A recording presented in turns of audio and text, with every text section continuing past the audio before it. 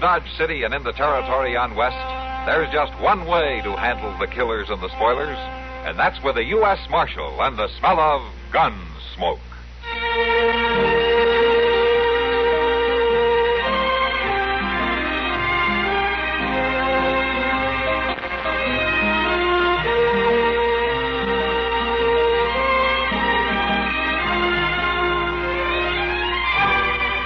Gunsmoke, starring William Conrad. The story of the violence that moved west with young America.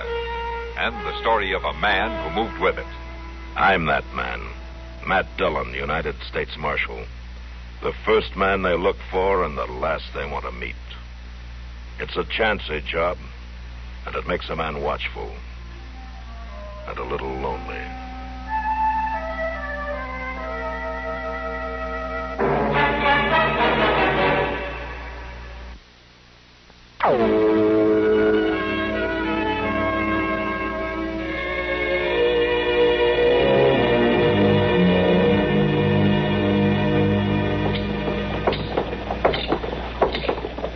Mr. Dillon, I ain't gonna do no complaining today, even if the beer's as warm as can be. That won't seem natural, Chester. Maybe not, but I swear to gracious, it seems like this wind has put all the dust in Dodge right in my throat. Yeah, it's pretty dry, all right. Pretty dry? Why, Mr. Dillon, it's a whole lot more than pretty dry. Excuse me, Mr. Dillon, I'll be right back.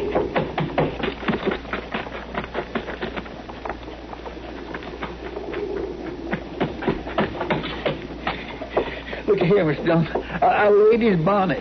The wind was carrying it right on down the street. I just did catch it. Oh, it's very pretty. Just what you need, Chester. Oh, I don't want it for myself. I don't see nobody on the street, though, who might have lost it. Yeah, down there. The wagon in front of Jonas's store, see? Oh, yeah. Well, I'll just carry it on over to her. I'll catch up with you, Mr. Dillon. All right, Chester.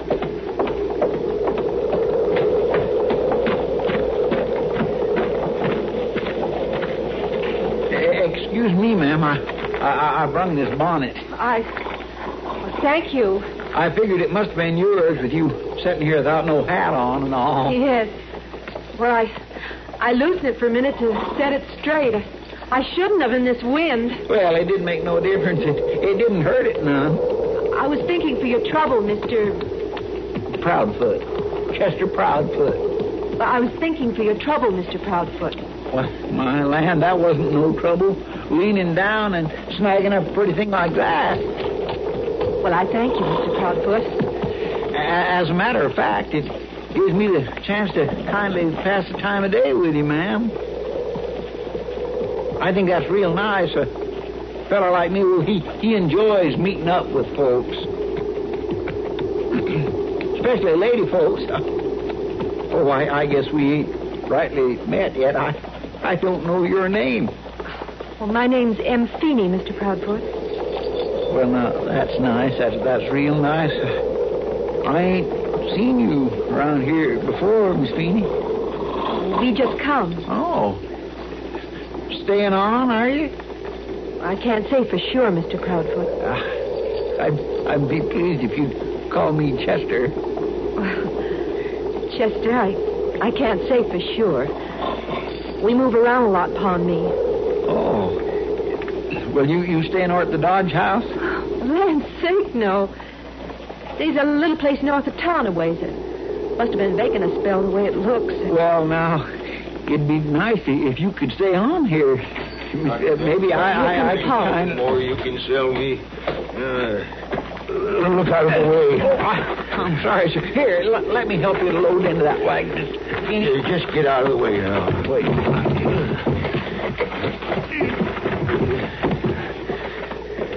Pa, this here is Mr. Ain't got no time for foolishness. Come on now, get up. But, Pa. Goodbye, Chester. Goodbye, Miss Amy. It was nice talking. It was nice. It sure was nice.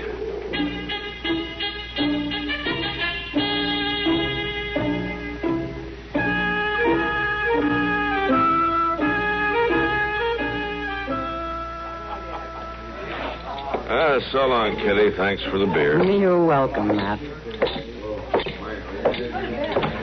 Oh, Mr. Dillon, I'm sorry. What's the matter, Chester? You running away? Ran away? Who from? The girl in the wagon back there. Oh, no such a thing, Miss Dillon. Oh, she's a real nice girl. I just want to see Miss Kitty, that's all. All right, Chester. All right, I'll pick up the mail then. Boy, I clean forgot about that, Mr. Dillon. I'll go on down. No, never mind. This seems to be your day for talking to ladies anyway. Well, I wasn't aiming to put you out. I'm going to go down there anyway. You go on, you see Kitty. Well, I just wanted to ask her something. And she'll probably have an answer. I'll see you later. All right, sir. Bye, Mr. Dillon. Hello, Chester. Whiskey? Beer? Oh, no thank you, Sam. I was looking for Miss Kitty. She just went in to check supplies in the back room. Miss Kitty. Coming. Chester here wants to see you. Oh, hello, Chester. Oh, Miss Kitty, I wonder, could we sit down somewhere? Well, sure, Chester, we can. You want a drink? Well, mostly I just want to talk, private like. All right, then. Come on back to the office. Sam, bring in a couple of beers, will you? Sure, Miss Kitty.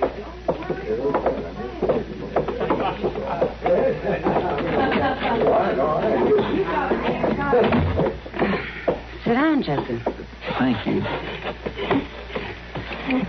All right, now, Chester. What's on your mind? Well, Miss Kitty, I figure you kindly know about ladies. Oh, sometimes I think I know more about men, Chester. Well, I mean, you know what's right and proper. Well, if I did know, I wouldn't get much chance to use it around here.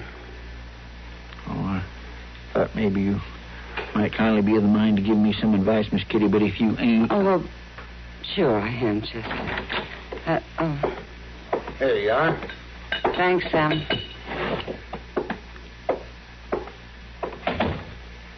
Well, now, what do you want to know? It's about a girl. I figured that. Who is she? Her name is Miss M. Feeney. You keeping company with her, Chester? Oh, no, ma'am, I ain't. Well, not yet, I ain't. Anyway, that's what I wanted to ask you about. You don't need my permission, Chester.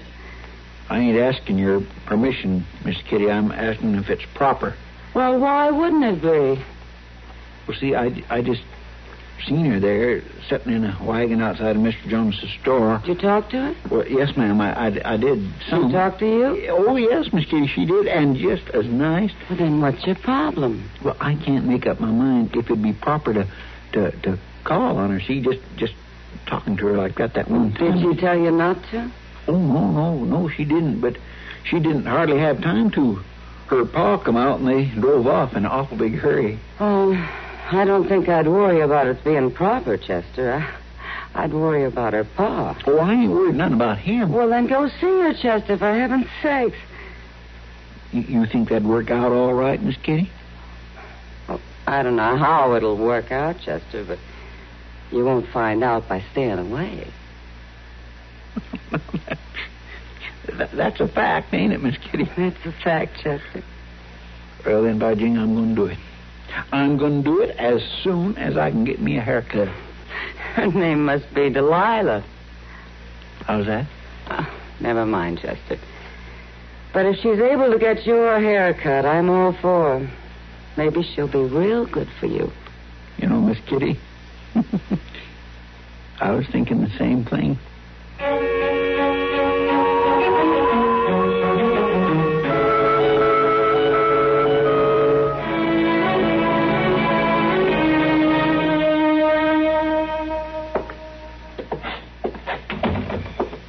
You get things packed up now, Em. We want to be ready as soon as Rupe comes. I'm doing it, Pa. He's likely to come in any night now. Yes, Pa. I wish we could stay on here for a spell. Well, we can't. I know we can't. But it ain't easy. Moving here, moving on. Woman likes to stay a spell. Get to know folks. When you get to California, we'll stay. Go on now, girl. Get things together. Yes, Pa.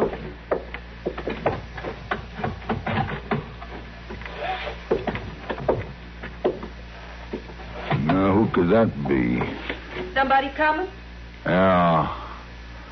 I'll go send him on his way. Well, I think that's... Well, yes, it is.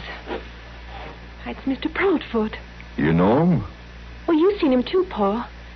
He's the man I talked to in Dodge. What's he doing out here? I think he's come to call, Pa. To call? On you? He's a real nice man. Well, I don't care how nice he is. Ain't nobody can be nosing around here when Roop comes in. You know that. Sure, Pa, I know, but I'll send him home before nightfall. It can't hurt none. Please, Pa. I don't hardly get called on. Hardly at all. All right, then, but you get him out of here before dusk now. Sure, Pa. Sure, I will. All right. Why, hello, Mr. Proudfoot. How do you do, Miss Em? I come to call, if that's all right with you. Oh, it's fine, Chester. It's just fine. Would you like to step into the house? Well, I declare that'd be nice, Miss Em. It's just real nice. Perhaps I could offer you a cup of coffee? Yes, ma'am, you sure could. Be mighty nice.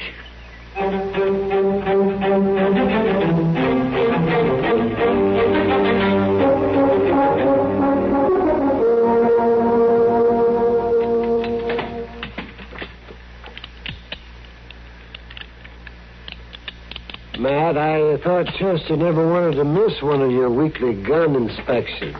Well, he usually doesn't, Doc. Yeah?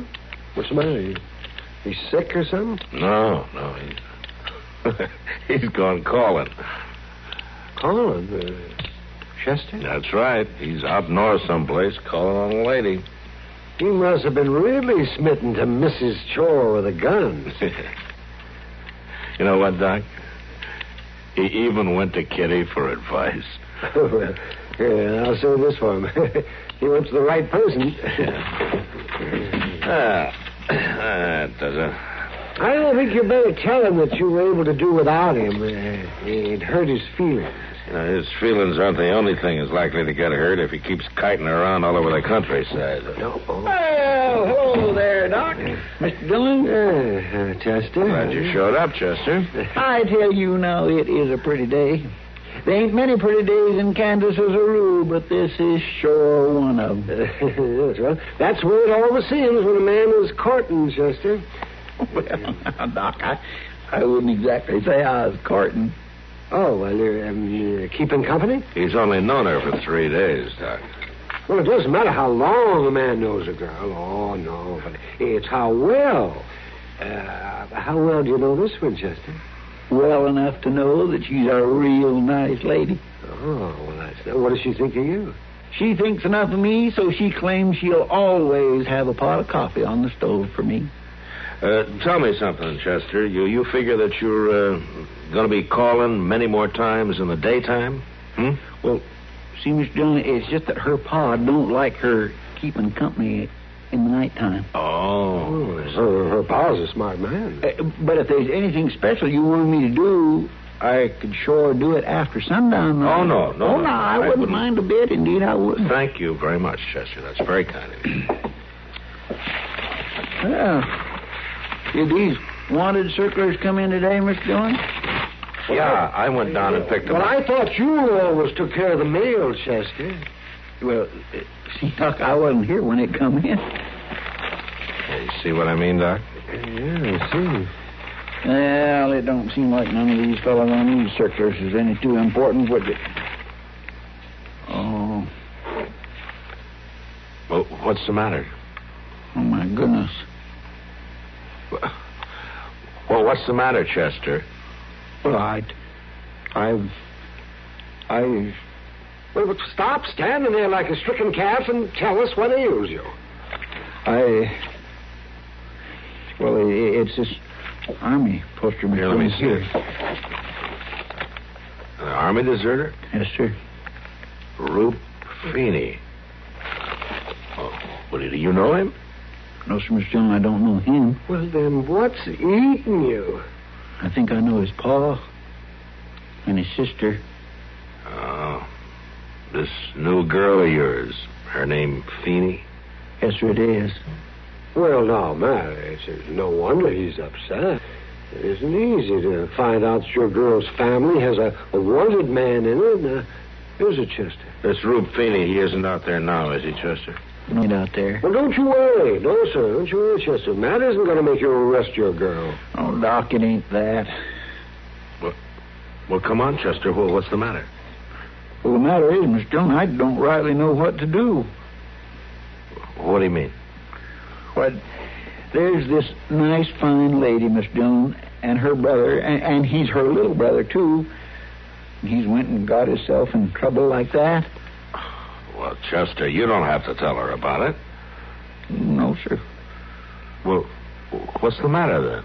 Well, I just don't want her to have no bad feelings, that's all. Well, you can't help it. If her brother deserted, it won't be your fault if she has bad feelings. Yes, Doc, it will. There just ain't no way for me to help it because I got to tell you something, Mr. Dillon. What? You got to tell me what, Chester? Come on, speak up. What? Well, that they're waiting for Rube Feeney to come meet him there. Oh. When's that supposed to be? I don't know just when, Mr. Dillon. M, that's Miss M. Yeah, I know. She just said they was waiting for her brother any time now. I don't think she knowed nothing was wrong, though. All right. Guess we'd better get out there. You don't have to come, Chester. Thank you, Mr. Dillon, but I reckon a man has to meet up with the way things are. I'll get the horses.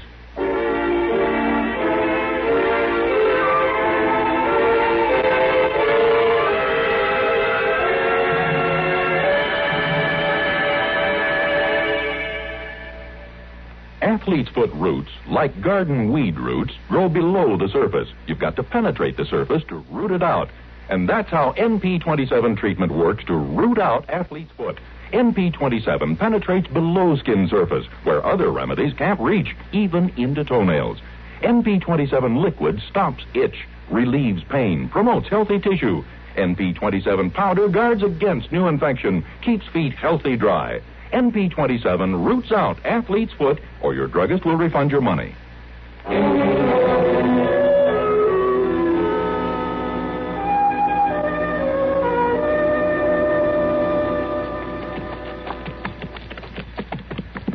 You must have came just after I left, Mr. Dillon. Yeah, they must have packed up in a hurry. That house was sure cleaned out. Well, I guess I wasn't thinking too good when I was there drinking coffee and all. Yeah. See, what I mean is they was packed to leave all the time. Things in barrels and cases instead of scattered around the room. Now, they couldn't have got too far, Chester. Don't worry about it. Mr. Dillon, I ain't worried about not catching them. I'm worried about when we do. Mr. Dillon, yonder's a wagon. Yeah, I see it. All right, come on.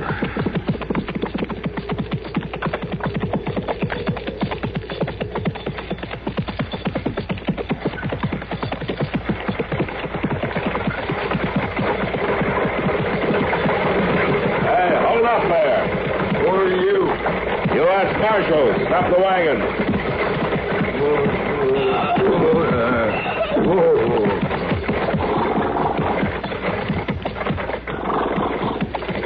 Why, Chester. Hello, Miss Sam. Your name Feeney? It is. I'm looking for your son, Roop. He's in the army. No, he isn't. Is that his horse tied to the wagon? You don't see him, do you? No, I don't see him, but I think I would see him if I pulled that canvas off the wagon bed. You stay away from my wagon. I wouldn't want any trouble, Mr. Feeney, but I can cause trouble if I have to, and I'll tell your son to come out. Now, you ain't Listen to me. There's no use for any killing, but if I have to shoot, I will. Now, tell him to come out. No. No, I don't want no killing. Come on, Roop. Get up. Get up, Roop. We ain't going to make it. I guess I should have known we never would. We'd have made it if they'd let me keep my gun, Pa. Your pa's a wise man. Now, maybe they won't shoot you. All right, come on, get on. Miss Ann? I don't think you have anything to say to me, Mr. Proudfoot. Oh, yes, ma'am, I do. I thought you was coming to see me just like any man coming calling. I didn't think you were just spying on my brother. Miss Em, I swear to goodness. I know I ain't a pretty woman or a proud woman. But I thought this one time, just this one time. Can we go now, Paul? Yes, we might as well go on. Then go now, Paul. Go now. Oh, all right, Em. Roop. I should have had the gun, Pa. No. No, this is the right way. Now, you stay alive, boy. Come on.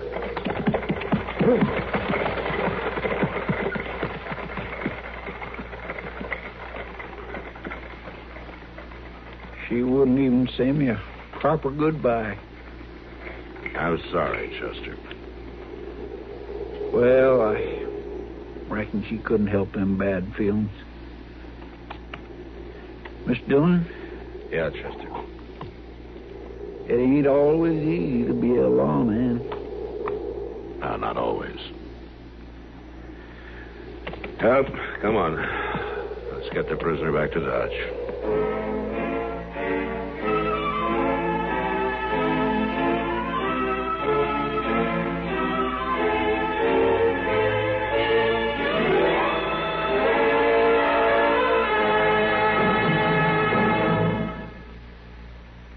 Maybe you're about to hit the jackpot. Maybe you're on the point of inheriting $500,000 or finding oil. Chances are, though, that none of these lovely things will happen. Chances are, if you want a bonanza in the future, you'll have to save it up. Now, there are a number of ways to do that. Some people stuff their mattresses, stash their cash behind a loose brick in the fireplace, or slip it under a floorboard. None of these methods make sense because money so stored isn't making a cent for you. Not only that, it may get lost or stolen. Wouldn't you rather your savings made more money for you? Wouldn't you rather have them theft-proof, loss-proof in every way? Of course you would. And you can the United States Savings Bond way. Through the payroll savings plan where you work or the bond-a-month plan where you bank. $3 will get you $4 on maturity every time. Nicest thing of all, it's literally impossible to lose your money. If Baby shreds your bonds into confetti and drops them out the window, you can recover your cash plus interest in United States savings bonds.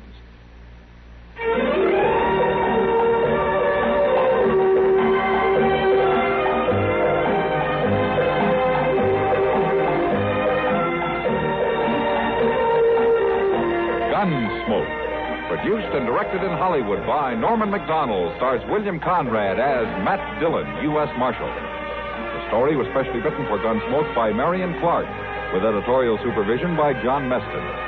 Featured in the cast were Gene Bates, John Daner, and James Nusser. Harley Bear is Chester, Howard McNear is Doc, and Georgia Ellis is Kitty.